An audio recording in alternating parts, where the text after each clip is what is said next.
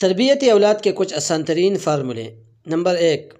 جو باپ اذان سنتے ہی ٹیلی ویژن بند کر دیتا ہے اور فوراً نماز کے لیے چلا جاتا ہے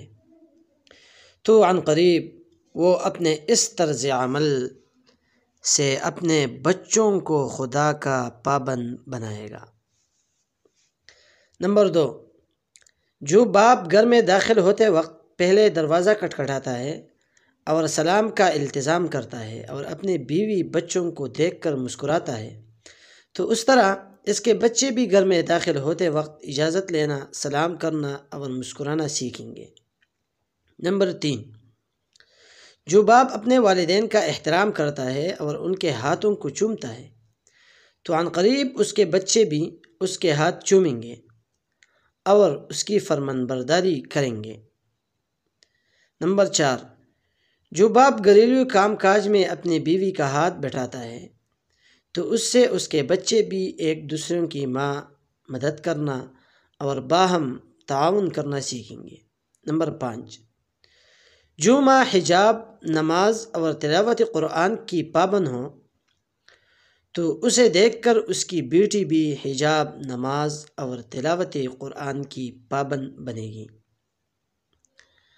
نمبر 6، جو ماں باپ باہمی اتفاق و مفاہمت کے ساتھ زندگی گزارتے ہیں، اپنی اولاد کے سامنے لڑائی جھگڑا اور آواز بلند نہیں کرتے تو ان کے بچے گھر سے محبت کرنے والے، ایک دوسرے کے ساتھ الفت و محبت اور باہمی اتفاق و مفاہمت سے زندگی گزارنے والے ہوتے ہیں۔ نمبر 7، جو باپ صلہ رحمی کرتا ہے، اپنے عزیز و اقارب کے ساتھ احسان کرتا ہے اور ان سے محبت کے رشتے استوار کیے رہتا ہے تو اس کے اولاد بھی اس سے یہ صلہ رحمی اور حسنی سلوک کرنا سیکھتی ہے۔ نمبر 8،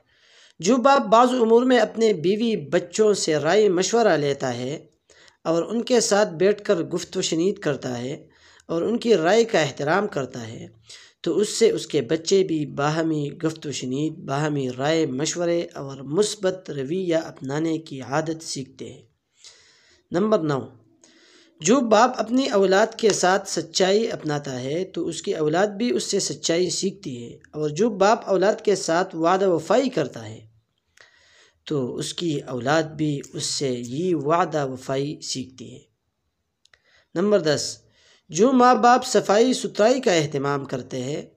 اور ایک منظم اور مرتب زندگی گزارتے ہیں